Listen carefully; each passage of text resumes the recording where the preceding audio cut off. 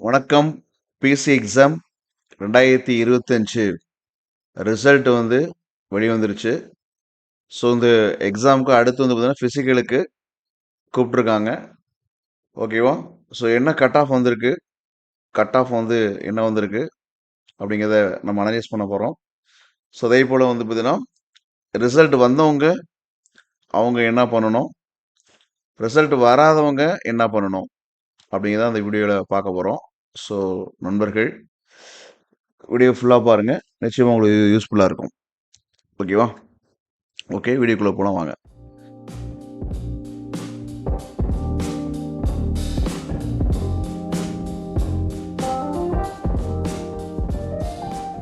இப்போ இதான் அவங்களுடைய original cut off mark. So நம்ம கட் ஆஃப் எவ்வளோ இருக்கும் என்னன்னு சொல்லி வீடியோ போட்டிருந்தோம். ஸோ அந்த வீடியோ நிறைய பேர் பார்த்து ஆதரவு கொடுத்துருந்தீங்க, மகிழ்ச்சி.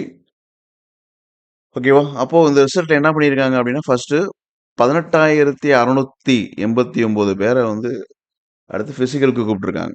ஸோ டோட்டலாக வந்து பார்த்தீங்கன்னா ஒரு 17,935 பேரும் ஷார்ட் ஃபால், இந்த எஸ்டியில் வந்து பார்த்தீங்கன்னா ஒரு ஷார்ட் ஃபால் வந்து இருக்குது. ஸோ அதுலேருந்து ஒரு 105 பேரும், அப்புறம் அடிஷனல் கேண்டிடேட்ஸ்னா ஒரே கட் ஆஃப்ல நிறைய பேர் இருப்பாங்க இல்லையா? ஸோ அப்படி ஒரு 649 பேர், மொத்தம் 18,689 பேர் என்ன பண்ணியிருக்காங்க அப்படின்னு சொன்னால் உங்களுக்கு ஃபிசிக்கலுக்கு கூப்பிட்ருக்காங்க. ஸோ இவங்க தான் இந்த போலீஸ் ரிட்டன் எக்ஸாமில் பாஸ் ஆகிட்டாங்கன்னு அர்த்தம். ஸோ அந்த பாஸ் ஆன எல்லாருக்கும் வாழ்த்துக்கள். God bless you. அடுத்து நீங்கள் ஃபிசிக்கல் எக்ஸாமை சூப்பராக பண்ணி நீங்கள் ஒரு யூனிஃபார்ம் போடுங்க. ஆனால் கவனிக்க வேண்டிய விஷயம் என்ன அப்படின்னு நீங்க பாத்தீங்க அப்படின்னா, இந்த ரிசல்ட் வந்து பாத்தீங்கன்னா 1:5 அப்படிங்கிற ரேஞ்சில் கூப்பிட்டுருக்காங்க. 1:5 ரேஞ்சில் கூப்பிட்டுருக்காங்க. நம்மளுக்கு 3000 போஸ்டிங் இருக்கு அப்படின்னா, அப்போ 3000 இன்ட்டு ஒரு 5 ஒரு 5000 போஸ்டிங்கு. ஸோ 3000 சம்திங் இருக்கிறதுனால நம்மளுக்கு இந்த 18,684 89 போஸ்டிங் பண்ணியிருக்காங்க. நம்மளுக்கு அதுக்கான பிசிக்கல் வந்து கூப்பிட்டுருக்காங்க. சரியா? இது 1:5 ரேஞ்சில் கூப்பிட்டுருக்காங்க அப்படின்னா 5 வேலை, சாரி, ஒரு வேலை இருக்கு அப்படின்னா ஒரு வேலைக்கு 5 பேரை கூப்பிட்டுருக்காங்க. ஸோ அப்போ ஃபைனல் என்ன நடக்கும் அப்படின்னா, இந்த 5 பேர்ல ஒருத்தர் வேலைக்கு எடுத்துக்க விடுவாங்க. ஸோ மீதி 4 பேருக்கு வந்து அவங்க வந்து வேலை அவங்களுக்கு கிடைக்காம போயிடும். ஓகேவா? இதை நீங்க புரிஞ்சு வச்சுக்கணும். ஓகே, இந்த ரிட்டன் எக்ஸாம்ல பாஸ் ஆகாதவங்க, பாஸ் ஆகல சார் எனக்கு நம்பர் வரல அப்படிங்கிறவங்க கவலைப்படாதீங்க. சரியா? உங்க ஏஜ பொறுத்து நீங்க கவலைப்படாதீங்க. ஸோ உங்க ஏஜ் முடிஞ்சிருச்சுன்னா, அடுத்து வேற வழிகள் இருக்கான்னு பாருங்க. சின்ன வயசு தான் அப்படின்னா, உங்களுக்கு நெறைய வாய்ப்புகள் இன்னும் இருக்கு. ஓகேவா? "த்ரிஷா இல்லன்னா நயன்தாரா" அப்படின்னு சொல்லுவாங்க இல்லையா விளையாட்டா? அந்த மாரி இந்த எக்ஸாம்னாலும் அடுத்த எக்ஸாம். ஓகேவா? படிக்க ஆரம்பிச்சுருங்க. ஓகேவா? இன்னும் நெறைய எஸ்எஸ்சி எக்ஸாம் இருக்கு. அதுக்கப்புறம் டிஎன்பிஎஸ்சி எக்ஸாம்ஸ் நெறைய இருக்கு. சரி, எஸ்எஸ்சி, டிஎன்பிஎஸ்சி இருக்கு. அப்புறம் ரயில்வே குரூப் டி வந்து என்ன பண்ணியிருக்காங்க உங்களுக்கு, ரயில்வே குரூப் டி வந்து பார்த்தீங்கன்னா, உங்களுக்கு கால்ஃபர் பண்ணியிருக்காங்க. சரி, அந்த மாரி உங்க கேட்டகரிக்கு உங்களால என்ன முடியுமோ, ஸோ அந்த மாரி எக்ஸாமுக்கு நீங்க படிக்க ஆரம்பிச்சுருங்க. சரியா? இப்போ நெக்ஸ்ட் இயர் கால்ஃபர் வரதுக்குள்ள நீங்க கேப் விடாம படிச்சுட்டு இருந்தீங்கன்னா, கண்டிப்பா இந்த வருஷம் விட்டவங்க தான் அடுத்த வருஷம் ஜெயிக்க போறாங்க. அத நீங்க புரிஞ்சுக்கணும். சோர்ந்து போயிறக்கூடாது. நம்மளுக்கு ரிசல்ட் வரலன்னு சொல்லி நீங்க சோர்ந்து போயிறாதீங்க. புலம்பிக்கிட்டே நாட்கள வீணடிச்சிறாதீங்க. அடுத்தடுத்த தேர்வுகள் வரும். வரும்போது நீங்க இந்த வேலைக்கு தயாராகி நிச்சயமா வேலைக்கு போறீங்க.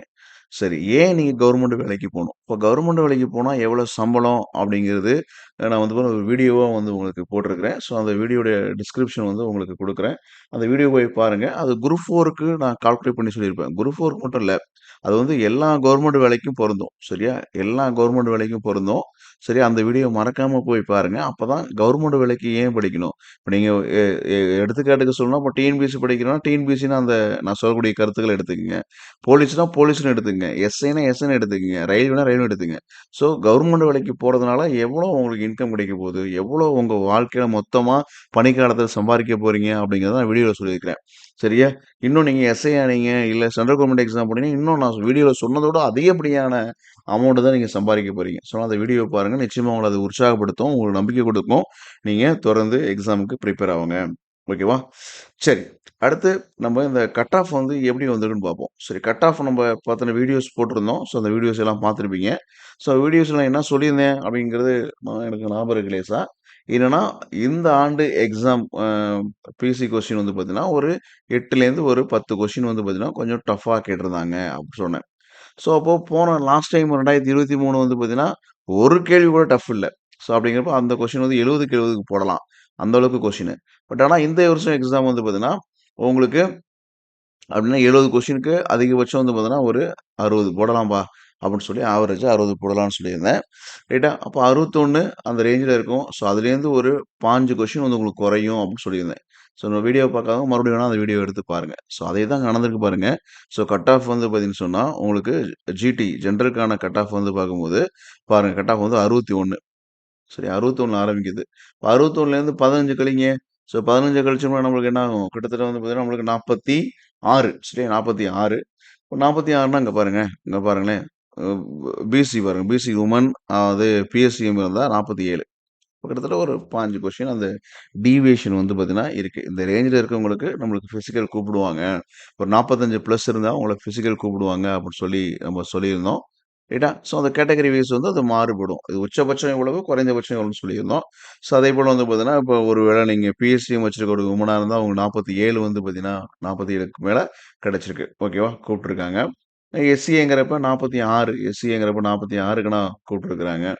ஓகேவா? இந்த மாரி. ஸோ நாம்ப சொன்ன கட் ஆஃப்ல ஒரே ஒரு விஷயம் என்ன மாறிட்டு நடந்திருக்குன்னா, இந்த எம்பிசிக்கான கட் ஆஃப் வந்து பார்த்தீங்கன்னா, நம்ம எதிர்பார்த்தத விட அதிகமா வந்திருக்கு. 57 வந்திருக்கு. ஏன்னா நம்ம பிசியோட அது கொஞ்சம் குறைவா சொல்லியிருந்தோம். ஆனா எம்பிசி வந்து பார்த்தீங்கன்னா, நம்மளுக்கு அதிகமாயிருக்கு. ஸோ ஏன் எம்பிசி அதிகமாயிருக்கு அப்படி தெரியல. ஒருவேள எம்பிசில இருக்கக்கூடிய ஸ்டூடண்ட்ஸ் ஒரு நெறைய நல்லா படிச்சிருந்திருக்கலாம். ஸோ நல்லா எக்ஸாம் எழுதியிருந்திருக்கலாம். ஸோ அதோடைய விளைவா கூட இருக்கலாம். நார்மலா பிசி கட் ஆஃபோட எம்பிசி கட் ஆஃப் வந்து கொஞ்சம் குறைவது தான் வழக்கமா இருந்தது. ஆனால் இதுல வந்து அதிகமாயிருக்கு. ஓகேவா? ஸோ மத்தபடி வேற எதுவும் டிஃபரன்ஸ் இல்ல. நம்ம சொன்னது ஓரளவுக்கு. ஒரு அப்படியே 100% ஒத்து போனதுன்னு சொல்ல மாட்டேன். பட் ஆனா ஒரு 80லேருந்து ஒரு 90% நம்ம குடுத்த கட் ஆஃப் வந்து இங்க கரெக்ட்டா மேட்ச் ஆயிருக்கு. ஸோ இதேபோல எஸ்ஐக்கும் குடுத்துருக்கோம் கட் ஆஃப். அதே கட் ஆஃப் வரலாம். ஓகேவா? ஸோ நான் ஏற்கனவே சொன்னது தான் கிடைச்சவங்க சந்தோஷப்படுங்க.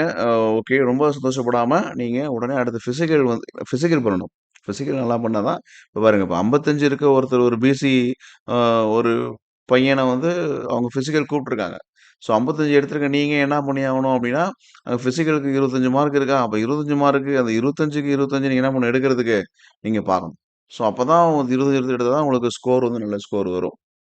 ஓகேவா? ஏன்னா, இப்ப அதிகபட்சம் 61 எடுத்திருக்கான். 61க்கு மேல இருக்கிறவன் கொஞ்சம் பேர் இருக்க தான் செய்வாங்க. இப்ப அவன் கொஞ்சம் மார்க் குறையும்போது உங்களுக்கு ஒரு வாய்ப்பு கிடைக்கிறதா அமையும். அதேபோல நல்லா புரிஞ்சுக்கணும். இந்த பிசிக்கல் ஏன் 1:5 கூப்ட்டுருக்காங்க அப்டின்னா, ஸோ ரிட்டர்ன் பாஸ் ஆயிருக்க எல்லாருமே பிசிக்கல் வருவாங்கன்னு சொல்ல முடியாது. அதுல ஆப்ஷன் இருக்கும் ஃபர்ஸ்ட்டு. ஓகேவா? அதுல என்ன இருக்கணும்? ஆப்ஷன் கண்டிப்பா அதுல இருக்கும். அப்போ ஆப்சன்டீஸ் இருப்பாங்க. கண்டிப்பா யாராச்சும் ஆப்சென்ட் ஆவாங்க. அப்போ ஆப்ஷன் ஃபர்ஸ்ட்டு வந்து இருக்கும். அதுக்கப்புறம் வந்து பார்த்தீங்கன்னா, பேசிக்கா ஹைட் சில பேருக்கு ஃபிட்னஸே இருக்காது. பாடி ஃபிட்னஸ் அந்த ஹைட் பார்ப்பாங்கல்ல. ஹைட், வெயிட் அதிலேயே சில பேர் ஓடிருவான். அப்புறம் சில பேர் வந்து பார்த்தீங்கன்னா, ஓட முடியாதவன் இருப்பான். ஸோ குண்டா இருக்கிறவன், ஓட முடியாம இருக்கிறவன், அதுல சில பேர் ஓடிருவான். ரன்னிங்ல சில பேர் மிஸ் பண்ணிருவாங்க. லாங் ஜம்ப்ல மிஸ் பண்ணிருவாங்க. ஹை ஜம்ப்ல மிஸ் பண்ணிருவாங்க. அப்புறம் முக்கியமா கயிறு ஏறுதல விட்டுருவாங்க.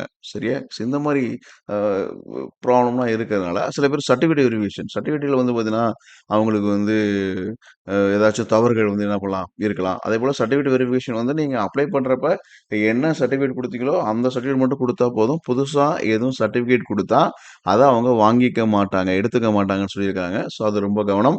அதேபோல பிஎஸ்டிஎம் வைக்கிறவங்க கரெக்ட்டா அந்த கவர்ன்மென்ட் நார்ம்ஸ் பிரகாரம் அவங்க எப்படி பிஎஸ்டிஎம் வாங்க சொல்லியிருக்காங்களோ, பிஎஸ்டிஎம் வந்து பார்த்தீங்கன்னா, நீங்க 1 டூ 5த் எத்தன ஸ்கூல் எந்தெந்த ஸ்கூல்ல படிச்சீங்களோ, அந்த எல்லா ஸ்கூல்லயுமே நீங்க என்ன பண்ணணும், பிஎஸ்டிஎம் வந்து நீங்க வாங்கியிருக்கணும். ஸோ அதெல்லாம் வைக்காம விட்டுறாதீங்க. ஓகேவா? உங்களுக்கு என்ன சர்டிஃபிகேட்ஸ் நீங்க ஸ்பெஷல் கேட்டகரி வச்சிருக்கீங்களோ, அதுக்கான எல்லா சர்டிஃபிகேட்ஸும் நீங்க அந்த அப்ளிகேஷன்ல வந்து பார்த்தீங்கன்னா, என்ன நீங்க இன்ஃபார்ம் பண்ணியிருந்தீங்களோ, அதே சர்டிஃபிகேட்ஸ் நீங்க வச்சீங்கன்னா, பிரச்சனை இருக்காது. ஓகேவா? அப்ப இதுல சர்டிஃபிகேட் வெரிஃபிகேஷன் எதுவும் ப்ராப்ளம் இருக்கலாம். ஓகேவா? அப்புறம் மெடிக்கல்ல எதுவும் ப்ராப்ளம் இருக்கலாம். இந்த மாரி விஷயங்கள் ஏதோ இருக்கும். அ அதனால தான் 1:5 அப்படிங்கிற ரேஞ்சுல என்ன பண்ணியிருக்காங்க அவங்க, பிசிக்கலுக்கு கூப்பிடுறாங்க. அதனால உங்களுக்கு கிடைக்கும், கிடைக்காது. சார் எனக்கு ஒருத்தவங்க ஃபோன் பண்ணாங்க. அதெல்லாம் 61 மார்க்கு மேல இருந்தா தான் கிடைக்குமாமே. 61ங்கிறது ஜெனரல் கேட்டகரிக்கு தான் குடுத்துருக்காங்க. ரைட்டா? அதுவும் 61ல வந்து பார்த்தீங்கன்னா, நம்ம போன லாஸ்ட் வீடியோல காமிச்சோம். லாஸ்ட் இயர்ஸ் வந்து பார்த்தீங்கன்னா, எஸ்ஏ எக்ஸாம்ல 66 போட்டவங்க வேற வேலைக்கு போயிட்டாங்க. சரி அந்த மாரி டிஎன்பிஎஸ்சி ஸ்கூல் ஆஸ்பிரண்ட்ஸ் கூட என்ன பண்ணியிருப்பாங்க, நல்ல ஸ்கோர் வந்து இடையில அவங்க வந்து எடுத்திருக்க வாய்ப்பு இருக்கு. இல்ல வேற எக்ஸாம்க்கு பிரிப்பரேஷன் பண்ணிட்டு இருக்கவங்க, இந்த எக்ஸாம் எழுதியிருக்க வாய்ப்பு இருக்கு. ஸோ அவங்கலாம் மார்க் அதிகமா இருந்தும், அவங்க பிசிக்கல் வராம ஆப்சென்ட் ஆயிருவாங்க. இல்ல வந்தும் ஒழுங்கா பண்ண மாட்டாங்க. இல்ல எனக்கு போலீஸ் வேலை வேணாம், எனக்கு பிடிக்காதுங்கிறவங்க இருப்பாங்க. இல்ல நான் எஸ்ஐ தான் ஆகணும் அப்படிங்கிறவங்க எக்ஸாம் எழுதியிருப்பாங்க. அவங்க வரமாட்டாங்க. ஓகேவா? இல்ல வேற வெவ்வேறு எக்ஸாம் படிக்கிறவங்க ஒரு எக்ஸ்பீரியன்ஸ்க்காக அந்த எக்ஸாம் என்ன பண்ணுவோம், எழுதி பார்ப்போம்னு எழுதியிருப்பாங்க. ஸோ அவங்கலாம் வரமாட்டாங்க. ஆனா உண்மையான போட்டியாளர்கள் ரொம்ப குறைவா தான் இருப்பாங்க. அதனால நீங்க எவ்வளோ குறைவான மார்க் எடுத்தாலும் ரிசல்ட் வந்துருச்சா, அப்ப நீங்க கண்டிப்பா பிசிக்கலுக்கு தயாராகுங்க. ஓகேவா? ஸ் ஓகேவா? ரைட். அப்போ உங்க ஸ்கோர் வந்து பார்த்தீங்கன்னா, கிட்டத்தட்ட 55க்கு மேல நல்லா இருக்கு. இல்ல ஒரு 60 நியர் பையா இருக்கு அப்டின்னா, நீங்க ஒரு செலவு பண்ணி கூட அகாடமிக்ஸ்ல போய் செலவு பண்ணி கூட பிசிக்கல் நல்லா என்ன பண்ணுங்க. ஸோ மார்க் கொஞ்சம் கம்மியா இருக்கிறவங்க, ஸோ உங்க ஊர்லயே உங்களுக்கு தெரிஞ்ச அளவுக்கு, உங்களால முடிஞ்ச அளவுக்கு பிசிக்கல நல்லா பண்ண பாருங்க. ஓகேவா? ரொம்ப ரிஸ்க் எடுக்காம. சரி இதெல்லாம் தொடர்ந்து ப்ரிப்பரேஷன நீங்க என்ன பண்ணுங்க, அடுத்த எக்ஸாமுக்கான படிப்பையும் ஏன்னா, பகல் முழுக்க நீங்க பிசிக்கல் பண்ணிட்டு இருக்க போறதில்ல. அப்படிதானே? காலையில ஒரு டைம் பண்ண போறீங்க, நைட் ஒரு டைம் பண்ண போறீங்க, ஈவினிங் பண்ண போறீங்க. ஸோ மீதி டைம்ல நீங்க அடுத்த எக்ஸாமுக்கு படிக்க ஆரம்பிச்சுருங்க. நெறைய எக்ஸாம்ஸ் வந்து இருக்கு. ஓகேவா? சரி அடுத்து 3வது விஷயம் என்னன்னா, எக்ஸாம்ல விட்டவங்க ஒரு 10 மார்க்ல போயிடுச்சு சார். எப்படியோ மிஸ் ஆயிடுச்சு. இந்த பிசி எக்ஸாம் நான் வந்து ஃபெயில் சார் அப்புட்ன்னு அம் ஜெனூனா ஒத்துக்கிறவங்க, ஸோ அடுத்த எக்ஸாம்க்கு ஏன்னா நம்ம விழுந்துட்டோம்னா, விழுந்து கிடக்கக்கூடாது. விழுவுறது தப்பு கிடையாது. விழுந்த இடத்திலேயே நம்ம கிடக்கிறது தப்பு. விழுந்த உடனே எழுந்து என்ன பண்ணுவோம் நம்ம ஓட ஆரம்பிக்கணும். ஓகே. ஸோ நான் அடுத்த எக்ஸாம்க்கு நான் படிக்கிறேன் சார் அப்படிங்கிறவங்க என்ன பண்ணுங்கன்னா, நம்மளுக்கு நம்ம வீடியோவுடைய டிஸ்கிரிப்ஷன்ல வந்து பார்த்தீங்கன்னா, நம்முடைய வாட்ஸ்அப் குரூப் வந்து உங்களுக்கு நான் வந்து அந்த லிங்க் வந்து போட்டு விடுறேன். அதில ஜாயின் பண்ணுங்க. ஸோ அதில உங்களுக்கு என்ன மாரியான ஹெல்ப் வந்து வேணும்? அடுத்த எக்ஸாம் படிக்கிறதுக்கு. ஏன்னா இன்னும் ஒரு வருஷம் இருக்கு. அடுத்த வருஷம் கால் ஃபார் நிச்சயமா இருக்கும். அப்ப அந்த எக்ஸாம் படிக்கிறதுக்கு உங்களுக்கு எந்த மாரியான சப்போர்ட் வேணும்? இல்ல எந்த சப்ஜெக்ட்ல நீங்க வீக்கா இருக்கீங்க? இப்ப எக்ஸாம்பிள் எனக்கு சயன்ஸ் கிளாஸஸ் வந்து வேணும். இல்ல எனக்கு சைக்காலஜி கிளாஸ் மட்டும் எனக்கு வேணும். இல்ல எனக்கு மேத்ஸ் கிளாஸ் மட்டும் வேணும். ஐயா! அப்படி எந்த பிரச்சனையோ, என்ன உங்களுக்கு என்ன கிளாஸ் வேணுமோ, அந்த கிளாஸ நீங்க இன்ஃபார்ம் பண்ணீங்கன்னா, உங்களுக்கு YouTubeல லைவ் கிளாஸா ரொம்ப குறைவான காஸ்ட்ல கம்மியான ரேட்ல உங்களுக்கு நல்லா உங்களுக்கு குடுத்து, அடுத்த வருஷம் வந்து பார்த்தீங்கன்னா, உங்களுக்கு எக்ஸாமுக்கு வந்து பாஸ் பண்றதுக்கான அந்த ஹெல்ப் வந்து பண்ண தயாரா இருக்கிறேன். ஸோ, அதனால நீங்க அந்த டிஸ்கிரிப்ஷன்ல சாரி நம்முடைய வாட்ஸ்அப் குரூப்ல போயிட்டு, உங்களுடைய தேவைகள் என்ன? எந்த மாரி எக்ஸாம் படிக்கிறீங்க? எந்த சப்ஜெக்ட் வேணும்? இல்ல எனக்கு ஆல் சப்ஜெக்ட் வேணும் சார். இல்ல ஒரு சிங்கிள் சப்ஜெக்ட் எனக்கு போதும். இந்த சப்ஜெக்ட் தான் எனக்கு தப்பு வந்துட்டே இருக்கு. இல்ல மேத்ஸ் நான் போடுறேன். ஆனா எனக்கு ஸ்பீடா வந்து மேத்ஸ் வந்து போட முடியல. சைக்காலஜி நான் போடுறேன். ஆனா என்னால ஸ்பீடா பண்ண முடியல. ஆ இல்ல சயன்ஸ் படிக்கிறேன் ஆனா மறந்து போயிருது. இப்படி ஏதோ ஒரு ப்ராப்ளம் உங்களுக்கு இருக்கும் இல்லையா? ஸோ எந்த ப்ராப்ளமா இருந்தாலும் அத வந்து நீங்க தெரிவிங்க. ஸோ உங்களுக்கான சொல்யூஷன் வந்து நான் போடுறேன். விருப்பம் இருக்கவங்க அதில நீங்க ஜாயின் பண்ணி நீங்க என்ன பண்ணலாம்? வெற்றி பெறலாம். ஓகே இந்த அ ம் எக்ஸாம்ல பிசில வந்து ரிசல்ட் எடுத்தவங்க நல்லா பிசிக்கல் பண்ணுங்க. பண்ணிட்டு பிசிக்கல் அட்டெண்ட் பண்ணி போலீஸ் ஆகுங்க. போலீஸ் ஆகி நாட்டு மக்களுக்கு நல்லது ஒரு சேவை செய்யுங்கள். வாழ்த்துக்கள். God bless you. Thank you.